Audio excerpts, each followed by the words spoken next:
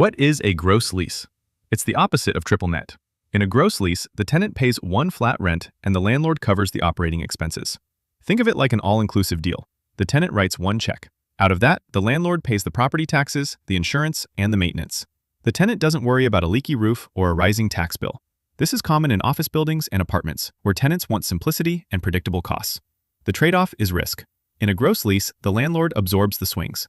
If taxes spike or repairs surge, that comes out of the landlord's pocket, not the tenant's.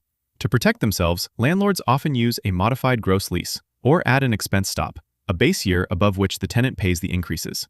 Triple net sits at the other end. The tenant carries the costs, and the landlord gets clean, predictable income.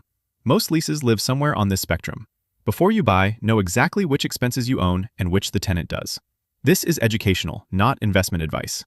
Always review the lease with a qualified professional.